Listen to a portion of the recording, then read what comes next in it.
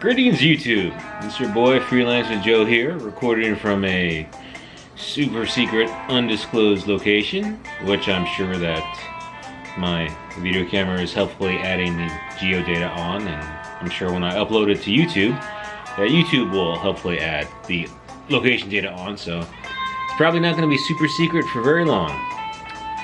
But thank you for joining me once again for a night of drinks with Joe. The time of the week when I like to relax and look back on the week and see what I've accomplished and not accomplished, what I plan to do, and which I will then not do in the following week. Well,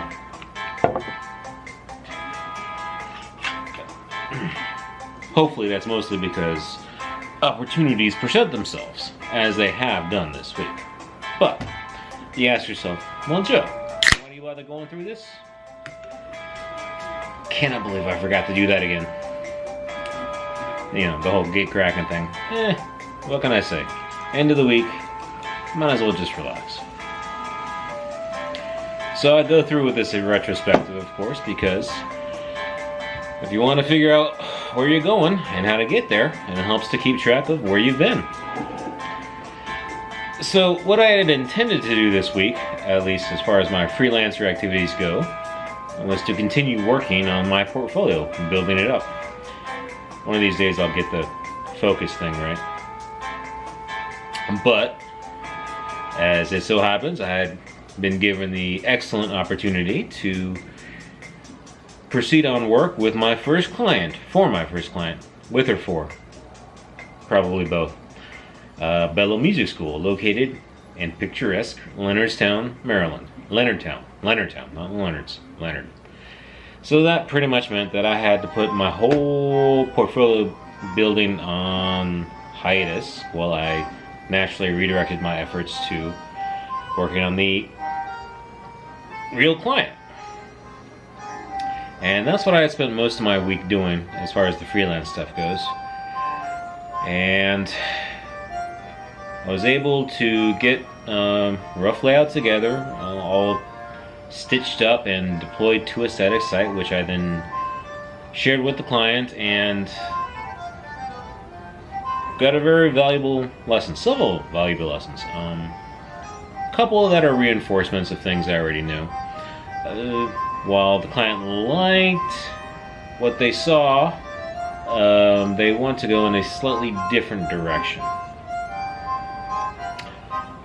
I say slightly because there is some level of effort involved, and visually it's going to be quite different.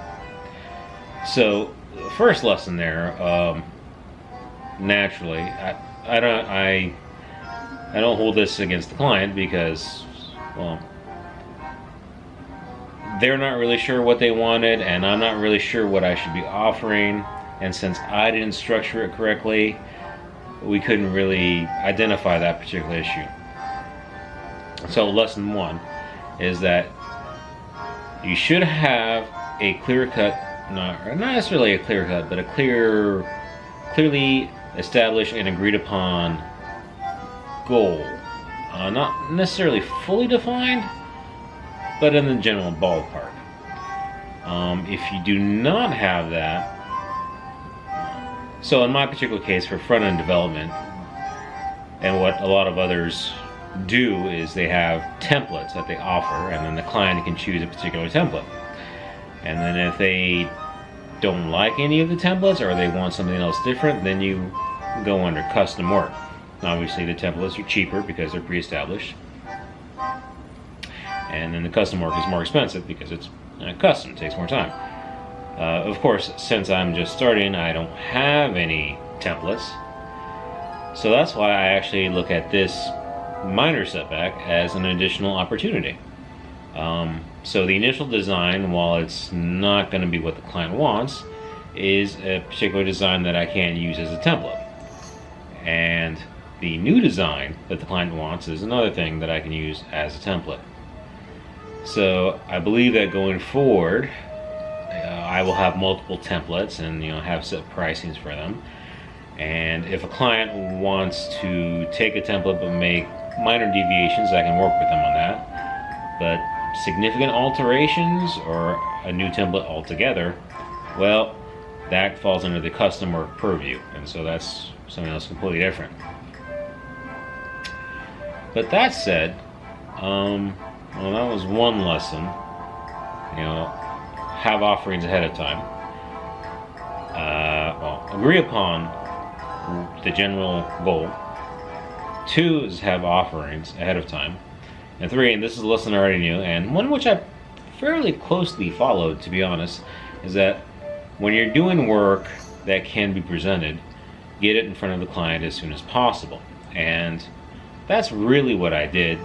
I mean, you figure it's only after a couple of days I had something up and in front of the client. Now imagine how I would have felt if I had waited until I thought everything was perfect, and then I showed it to the client, and then they said, oh, we want to go in a slightly different direction or a different direction. I mean, that'd be terrible. But now, by showing them the work that I had, incomplete though it was, but mostly functional, I was able to catch it, or we were able to catch it, I should say, and correct course much sooner. That's basically the fail early, fail often line of thinking. So again, I already knew that, and so it just reinforced it. So even though I was a little hesitant about showing them as early as I did, because it wasn't finished, I'm glad that I did. And that's also actually why I'm doing these videos too. Because, well, partly to show the clients that I am doing their work or work for them, but also kind of give them insight onto what I'm actually doing, so they can choose to, you know, not choose to. So if there's something they see that is off, or kind of shows that I'm veering off in a direction that they are not really on board with, you know, then I can course correct. Now, I suppose, why did I wait so long to actually show what I had? That was primarily, I want to say, laziness on my, I guess laziness. So, I deploy these apps on Amazon in S3 using their static website hosting, which, you know, assuming you stay within a certain boundary, very cheap, practically free, if not actually free. And I think it's doing work every day and then doing an upload every day, a little excessive. I mean, you know, if you change like if you change a word or text, does that really warrant a release? So that's something I still have to hash out. But certainly within the first week, every week at least, you figure you should have something to demonstrate and show to the client. I hope you all like the music. It's from the YouTube Audio's free library. I also got a lot of the other tracks that require attribution, but pretty lazy about adding those attributions in the description fields for the videos. Plus, I feel like this whole tango thing works much better for drinking with Joe.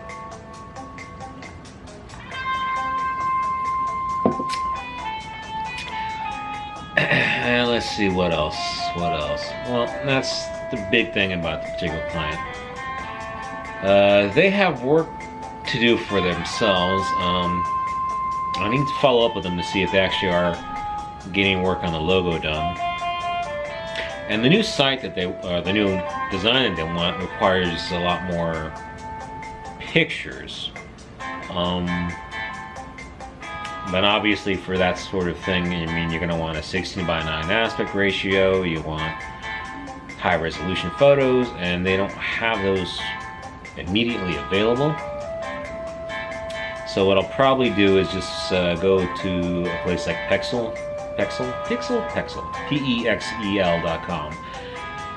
and download some of the free stock photos they have, because those are really good things.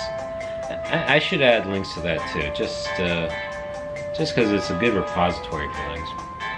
I would just use those as placeholders until the client comes up with the images they want their own. And it should be quite easy. I mean, at music school, I mean, anything from the books to the instruments, the studio itself, to where they perform. Well, things to take pictures of are easy. Getting the actual high quality, correctly aspect size photos, something else entirely different.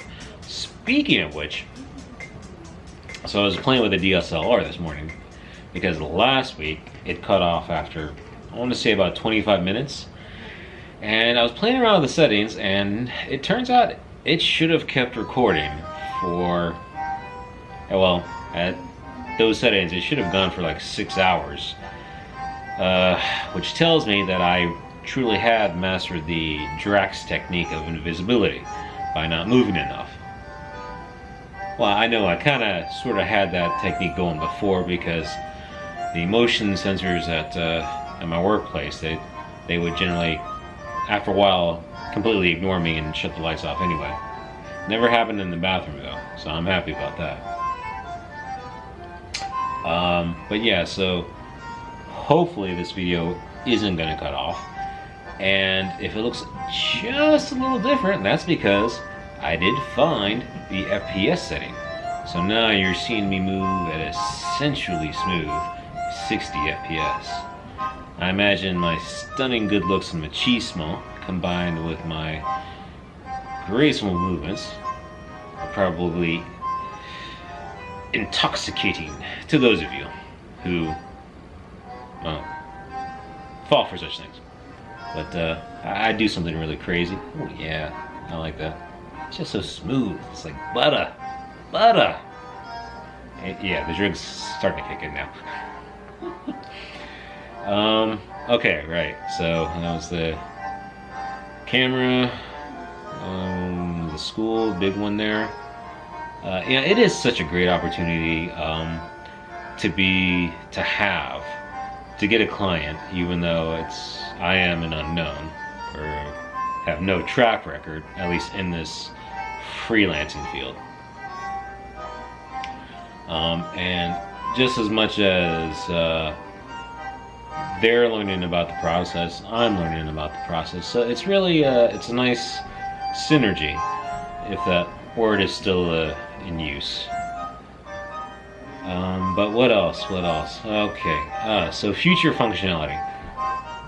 Today, I also did get up SSL set up on my current website, or partially, I should say. Well, no, I mean, it is working. The only thing that's not working is an automatic redirect from HTTP to HTTPS. And this, it speaks volumes about the impressiveness of the features that Amazon Web Services offers. I mean, so they have a certificate manager, the Amazon Certificate Manager, ACM, and that's what I use to request a certificate, which is cheaper than going to whatever the root authorities are, certificate authorities are. I forgot what the big ones were. And then we use CloudFront as the content distribution network to sit in front of the S3 buckets, and then it handles the whole SSL thing. Now the only caveat is that if you go to https://freelancer.com, that works. But ideally, if you just go to freelancer.com or http://freelancer.com, it should automatically redirect you to HTTPS, the secure connection. And yet it's not doing that. I suspect that's because when I set up my static website from the beginning, well, I set up the static thing first and then I've built up, but I think ideally you're supposed to go the other way around. You start up with CloudFront to the CDN and the whole search setup, and then, yeah. So I'll still need to play around with that, but what it does mean is that I at least have SSL established, and that's what I can use when I start going into the API side of things. And that was the second big thing that I was able to accomplish today. And that was setting up an AWS Lambda to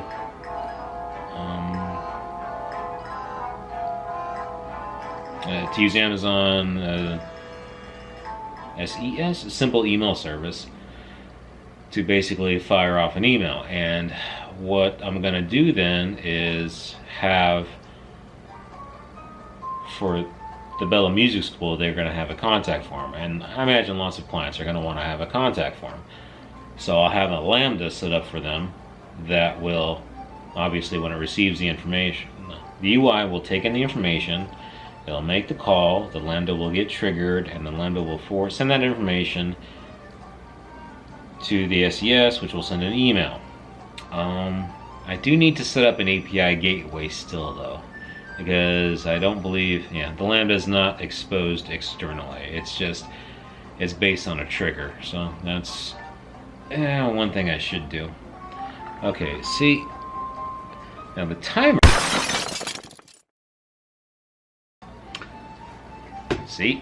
See, and timer. No, I'm pretty certain I should have been, well, because I'm at 60 FPS now, it should have been 180 minutes. And that was only 16. Well, at least the thing turned red, so I kind of knew. And I gotta splice this together again in my video editor. It's a good thing I brought my video editing. I brought the good laptop with me to do my editing. Alright, so where was I before I was so rudely cut off? And I only have 4 tracks on that thing, so. Okay, Lambda, sending an email. Don't have a gateway, so that needs to be done.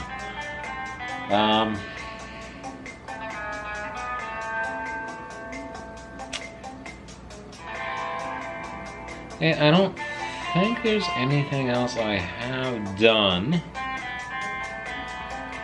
this week as far as my freelancing stuff goes. No, I think that just about covers it. So, progress, lessons learned, general lessons learned, as well as specific lessons learned. And, let me see.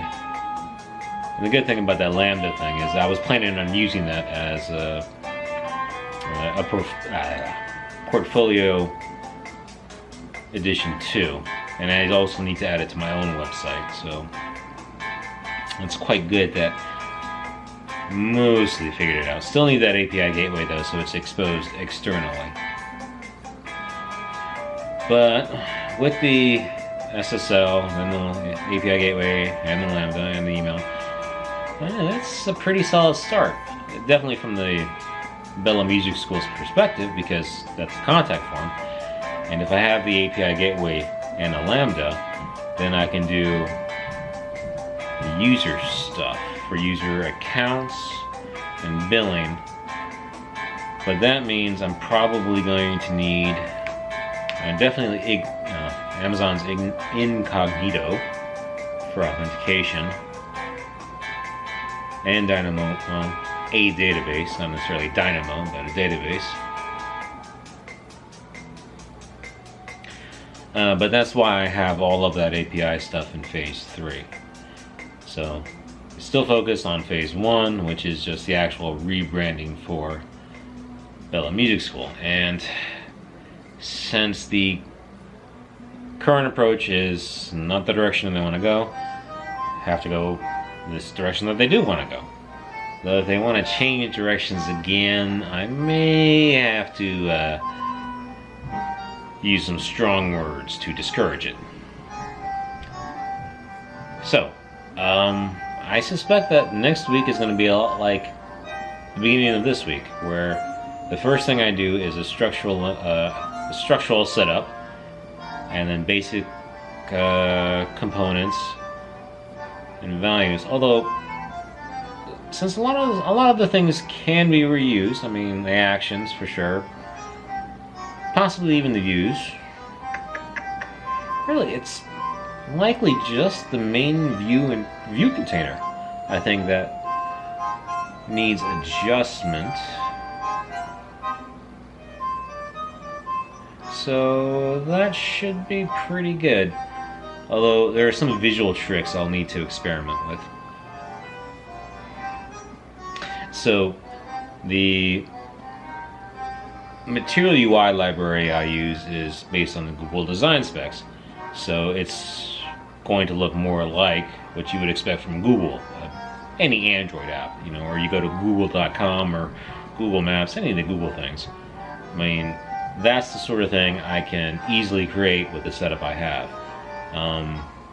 But those more, and that works for presenting information and providing functionality. But if you look at a lot of the other sites now that are less functional and more visual, those generally go with the CSS for the little razzle dazzle, which is very nice and very eye-catching, but not necessarily easily interchangeable between the two.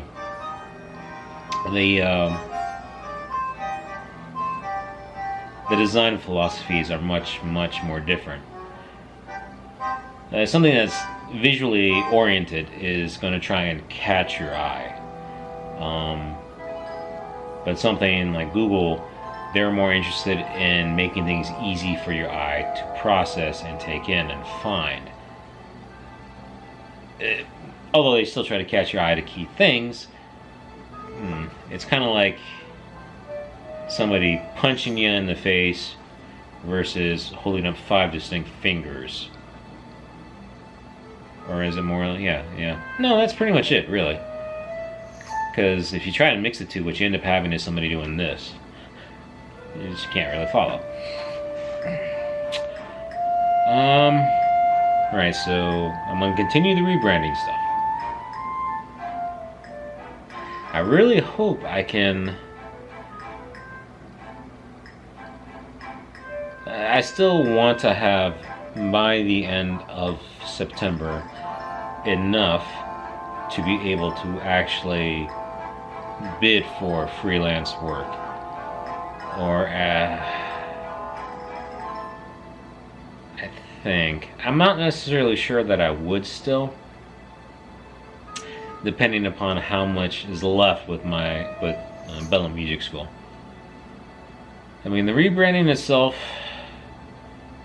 assuming what I come up with this week is the right direction, and then we do the AWS rollover, and I already have the Lambda, so that's not going to take long.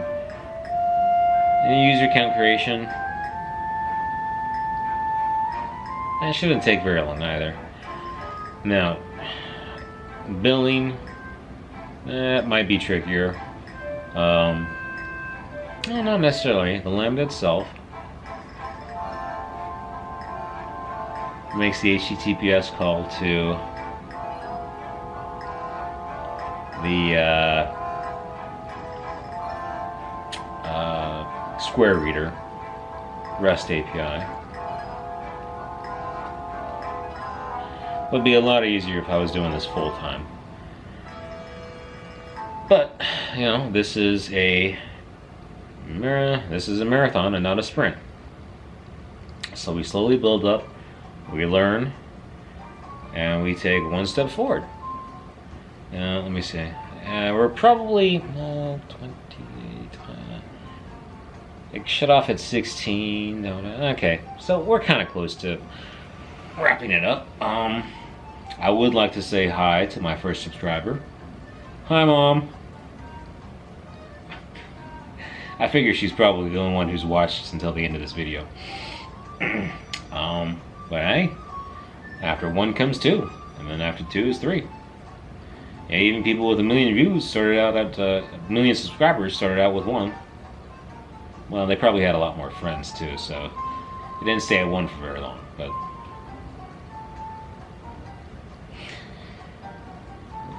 I could say something about not being here to be loved, but